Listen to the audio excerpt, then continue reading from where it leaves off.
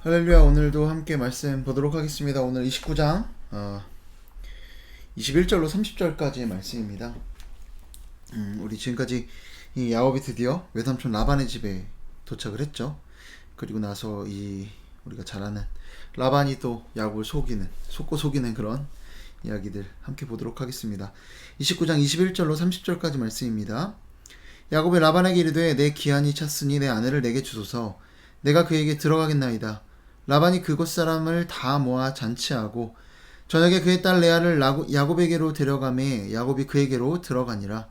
라반이 또 그의 여종 실바를 그의 딸 레아에게 시녀로 주었더라. 야곱이 아침에 보니 레아라. 라반에게 이르되 외삼촌이 어찌하여 내게 이같이 행하셨나이까? 내가 라헬을 위하여 외삼촌을 섬기지 아니하였나이까? 외삼촌이 나를 속이시면 어찌 됨이니이까? 라반이 이르되 언니보다 아우를 먼저 주는 것은 우리 지방에서 하지 아니하는 바이라. 이를 위하여 7일을 채우라. 우리가 그도 내게 주리니 네가 또 나를 7년 동안 섬길지니라. 야곱이 그대로 하여 그 7일을 채움에 라반이 딸 라헬도 그에게 아내로 주고 라반이 또 그의 여종 빌하를 그의 딸 라헬에게 주어 시녀가 되게 하며 야곱이 또한 라헬에게로 들어갔고 그가 레아보다 라헬을 더 사랑하여 다시 7년 동안 라반을 섬겼더라. 아멘. 야곱이 이삭과 어머니 리브가의 어떤 그런 뜻에 따라서 이 가나안 여인이 아닌 하나님을 경외하는 어떤 고향 친척 집에서 아내를 구하기 위해 이렇게 외삼촌 라반의 집에 오게 됐죠. 여러분, 그리고 오늘 이 야곱을 맞이하는 라반의 모습을, 오늘 본문은 아니었지만 앞에 부분에 이 라반의 모습을 보면 어떤가요? 13절 말씀에 보면 이렇게 기록하고 있습니다. 라반이 그의 생질 야곱의 소식을 듣고 달려와서 그를 영접하여 안고 입맞추며 자기 집으로 인도하여 드린 야곱이 자기의 모든 일을 라반에게 말하며. 여러분, 어떤가요? 정말 이 조카 야곱을 향해 급히 달려와서 입맞추고 안고 자기의 집으로 드리는 이런 모습을 통해서 그래도 피부치구나, 이 가족에 대한 사랑이 느껴지십니까? 단순히 가족의 사랑은 아닌 것처럼 느껴지는 게 이 앞서서 24장, 그러니까 라반이 또 등장하는 본문이죠. 언제입니까? 이 아브라함이 자신의 아들 이삭의 아내를 구하기 위해 자신의 늙은 종을 보내지 않았습니까? 어디로? 지금 이 하란 땅으로 보내죠. 그래서 그때도 라반이 이 늙은 종, 아브라함의 이 늙은 종을 맞이하는 그런 장면이 있습니다. 그때도요, 말씀을 제가 다 읽어보진 않겠지만 24장 말씀도 보면 그가 우물가로 달려가고 또 그 사람에게 많은 어떤 대접하는 그런 모습이 등장을 합니다. 여러분, 그런데 이 라반이 마치 이 아브라함처럼 이 나그네를 정중히 대하는 그런 사람이었기에 이렇게 대하고 있는 것일까요? 여러분, 그렇지 않다라는 것이죠. 여러분, 이 라반이라는 사람은 어떤 사람입니까? 그는 굉장히 이해득실을 잘 따지는 그런 사람이었습니다. 여러분, 라반이 왜 이 아브라함의 늙은 종을 그토록 존중하게 되어 있을까요? 여러분, 말씀해 보시면 아브라함이 굉장히 부자였습니다. 24장 35절인데요. 이렇게 기록하고 있네요. 여호와께서 나의 주인에게 크게 복을 주시어 창성하게 하시되 소와 양과 은금과 종들과 낙타와 나귀를 그에게 주셨고. 아브라함이 부자라는 거죠. 그리고 뿐만 아니라 이 늙은 종이 굉장히 많은 이 낙타들과 이런 지창금으로 줄 어떤 그런 재물들을 가져오지 않았겠습니까? 이거를 봤던 이 라반은 이 사람의, 이 아브라함의 이 재물 때문에 이렇게 잘 대해주고 있다는 겁니다.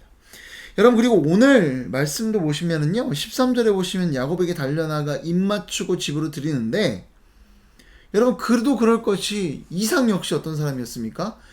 창세기 26장을 보면 그가 거부가 되었다고 합니다. 아버지의 재산을 물려받았고 거기에 또 더 거부가 되고 엄청난 그런 하나님의 은혜와 축복 안에서 이 아브라함의 이 자손들이 굉장히 부자였다라는 겁니다. 그래서 이 부잣집 아들내미 야곱이 왔으니 그 소식을 들은 이 라반이 뛰쳐나간 겁니다. 기다리고 기다렸던 그런 손님이었겠죠. 그런데 이 13절 후반 말씀을 보시면 야곱이 어떻게 하나요? 야곱이 자기의 모든 일을 라반에게 말하매 라고 기록되어 있습니다. 뭘 얘기한 거예요? 자기에게 있었던 모든 일들, 형이 나를 죽이려고 하고 뭐 그 앞에 뭐 속에서 뺏었던 일부터 다 얘기했겠죠.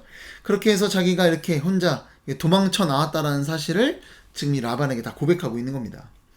여러분, 속된 말로 뭐예요? 이 야곱 개털이라는 거를 라반이 알아챈 겁니다. 여러분, 그러니까 그 이후에 이 라반이 어떤 제안을 합니까? 품삯을 제안을 합니다. 그러니까 이 야곱이나 라반이나 굉장히 정치적인 계산이 빠르고 똑똑한 사람이죠. 라반이 얘기합니다. 말은 그래도 조카를 신경 써주는 것 같아요. 야, 너 어떻게 이렇게 품삯도 안 주고 너한테 계속 일을 시킬 수 있겠냐? 일을 시키지 말든지. 그러니까 돈을 품을 싹을 주겠다라고 이야기합니다. 결국 뭐예요? 자신의 품꾼들처럼 어떤 그 상거래의 대상으로 그렇게 대하겠다라는 일종의 그런 의도였다라는 겁니다. 여러분, 이 라반이라는 사람 어떤 사람이라고요? 이해득실 따지고 또 이후에는 이 야곱을 속이게 되죠. 정말 약삭빠른 그런 야곱처럼 똑똑하고 또 약삭빠르고 이해득실 잘 따지고 이런 사람이었다라는 거죠. 여러분, 그리고 이 제안에 대해서 야곱은 어떻게 합니까? 여러분, 야곱이 이 땅에 왜 왔습니까? 가장 중요했던 이유는 아버지와 어머니의 명이었죠. 가나안 사람이 아닌 고향 친척 집에서 아내를 얻으라는 그 말 때문에 이곳에 왔죠. 결국 그토록 이쁜 라헬을 봤죠. 그리고 이 라헬을 위해서 7년을 일할 테니까 품삯으로 뭘 달라는 거예요. 내가 7년 일할 테니까 이 라헬을 자기에게 달라라는 겁니다. 여러분, 근데 이거에 대해서 라반이 어떻게 하나요? 쉽게 승낙을 합니다. 여러분, 그도 그럴 것이요. 신명기 20장에 가보면 그 남자가 여자가 동침하게 됐을 경우, 그러니까 결혼 전에, 그러니까 불법적인 어떤 그런 거죠. 그럴 경우에 얼마의 지참금을 내고 결혼하라는 그런 내용이 있습니다. 그러니까 결혼 전에 동침이니까 불법적인 성관계일 경우에 대한 이야기예요. 그러니까 이거는 최고의 한도라고 합니다. 그러니까 이 결혼 지참금으로 일반적으로는 이 정도의 금액을 내는 경우가 없대요. 상당한 금액이고 실질적으로는 그거보다 훨씬 적은 금액을 보통 지참금으로 냈다고 합니다. 여러분, 그게 얼마냐면 50세겔이라고 하네요. 50세겔이라고 신명기 22장 29절에 기록되어 있습니다. 자, 그런데 이 50세겔, 여러분, 보통 임시 노동자의 당시 이 바벨론 시대를 보면 평균 임금이 0.5세겔에서 1세겔 정도 된다고 합니다. 여러분, 그러니까 만약에 1세겔로 치면 1년 임금이 얼마라는 거예요? 12세겔이라는 거죠. 7년이면 84세겔이라는 겁니다. 아까 제가 뭐라고 말씀드렸어요? 지참금의 최대 한도치가 50세겔이라는 거예요. 자, 이거를 최저시급으로 그보다 정말 말도 안 되는 금액으로 0.5세겔로 쳐서 그 사람의 어떤 그런 걸로 본다면 뭐 42세겔 정도가 되겠죠. 그러니까 지참금 최대치인 50세겔에 상응하는 금액인 이라는 겁니다. 여러분, 우리 연봉으로만 쳐도 뭐 대충 뭐 보통 뭐 3천이라고 생각을 해볼까요? 7년이면 얼마입니까? 3, 7, 20, 2억이 넘는 그런 돈인 겁니다. 그런 지참금을, 물론 우리 생각에는 아니 딸을 어떻게 그 2억에 팝니까? 라고 할 수 있지만요, 당시 자녀나 여성에 대한 그 지위나 위치가 지금과 같지 않았던 때입니다. 많은 자녀를 낳았고, 이 더군다나 여자 같은 경우는 뭐 숫자에도 포함되지 않는 그 시대의 어떤 그런 관습과 개념 아래에서는요, 그런 개념 아래에서 이 라반의 입장에는 이 제안은 굉장히 좋은 제안인 거예요.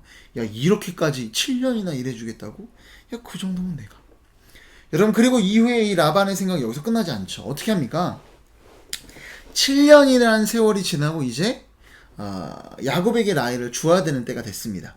자, 그런데 어떻게 되나요? 23절에 보시면 저녁에 그의 딸 레아를 야곱에게로 데려가매 야곱이 그에게로 들어가니라 라고 기록되어 있습니다.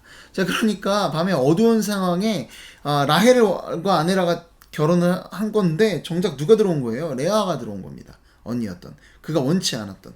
그 아침에 일어나 보니까 어때요? 라헬이 아니라 언니 레아다라는 거죠. 근데 이미 동침을 했죠.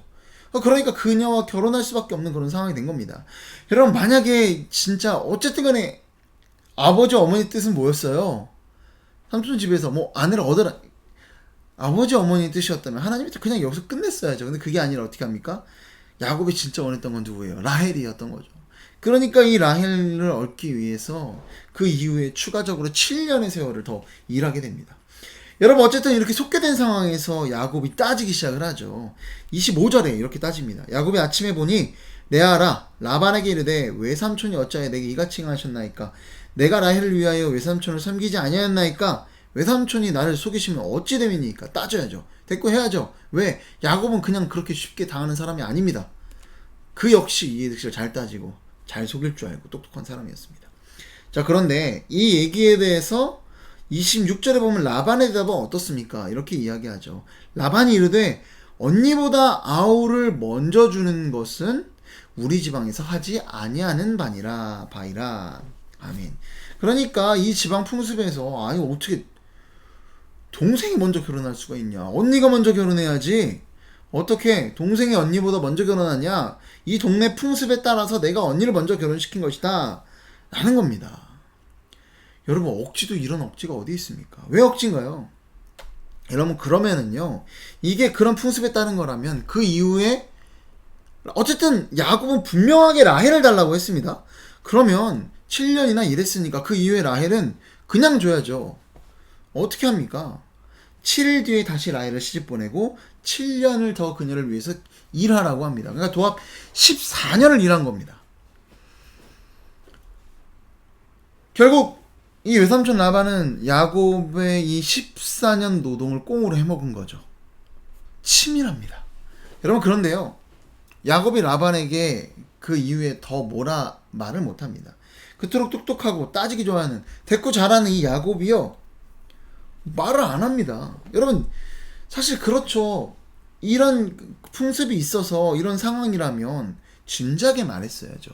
7년이라는 세월을 라반의 집에서 일했습니다. 그 세월 동안 얘기해주고 설득하는 과정이라도 있든지요. 아니면 다시 뭐 거래를 하든지요. 야 그럴 거면 너 안 된다. 그럼 언니 근처 시집 보낼 테니까 14년을 일하라. 뭐 이런 얘기가 먼저 있던지요. 그게 아니라 결혼하는 그날의 저녁에 안 보이는 틈에 몰래 레아를 넣더라는 겁니다. 이거 야곱이 이런 속임을 몰랐겠습니까? 여러분 그런데 왜 야곱이 이후에 대꾸하는 말이 있나요? 없더라는 거예요. 왜 그랬을까요? 여러분 라반이 이야기합니다. 26절입니다. 언니보다 아우를 먼저 주는 것은 우리 지방에서 하지 아니하는 바이니라. 여러분 이 얘기를 들으면 누가 떠오르나요? 언니보다 아우가 먼저 되면 안 된다. 아우가 윗사람 어떤 형보다 먼저 되면 안 된다. 누가 떠오릅니까? 야곱이 떠오르더라는 거죠. 야곱이 형 에서의 축복과 장자권을 가로챈 야곱에 대한 이야기입니다. 여러분 앞서서 이 야곱이 어떻게 했어요? 이곳에 와서 모든 이야기를 외삼촌 라반에게 다 전해주었죠. 이 얘기도 알았겠죠. 여러분 지금 라반은 대놓고 이 야곱을 비꼬고 있는 겁니다. 너 이렇게 속이지 않았냐? 25절에도 얘기하죠. 나를 속이심이 본인도 속였잖아요. 여러분 뿐만 아니라 23절에 보면은요, 라반이 야곱을 어떻게 속이나요? 저녁에 그의 딸 레아를 야곱에게로 데려가매. 여러분 그러니까 야곱이 이삭을 어떻게 속였습니까? 잘 보이지 않는 이삭 앞에서 에서인 척 야곱이 행동을 했죠. 그렇게 속였습니다. 마찬가지로 안 보이는, 저녁 뭐라는 거예요? 안 보이는 그걸 이용해서 라헬이 아닌 레아를 집어넣었다라는 거예요. 똑같은 방법으로 지금 속이고 있다라는 겁니다. 눈이 보이지 않는 아버지에게 형인 척하며 속였던 지금 야곱이 똑같이 당하고 있다는 겁니다. 여러분 야곱이 할 말이 있었을까요? 없죠. 왜? 자기 자신의 그 모습을 외삼촌 라반을 통해서 보고 있기 때문입니다. 여러분 어떤가요? 오늘 이 야곱에게 자기 자신이 어떤 존재인지를 하나님께서는 라반을 통해 보여주고 계십니다. 더군다나 14년 동안 그 엄청난 노동을 하면서 하나님이 좀 불편하고 왜 이렇게까지 하실까라는 생각이 혹시 드시나요? 아니 이렇게까지 고통스럽게 하실 이유가 있었을까라는 생각이 드시지 않나요? 더군다나 아무 말도 못했다라는 건 그가 죄책감에 빠졌다라는 거죠. 나 맞아, 내가 그랬지. 여러분 그리스도인과 세상과의 이 결정적인 차이가 어디에 있다라고 생각을 하십니까? 우리가 특별히 선하다, 우리가 특별히 의로운 행동을 많이 한다, 여러분 그런가요? 세상 사람들 충분히 의로운 사람들 많고요. 여러분 더 선하게 살아가는 사람들이 많습니다. 여러분 그리스도인의 결정적인 차이는 거기에 있는 것이 아닙니다. 내가 죄인임을 제대로 알고 인정하는가 아닌가에서 판가름 나더라는 것이죠. 내가 절망적인 죄인이라는 자기인식에서 비로소 뭐예요?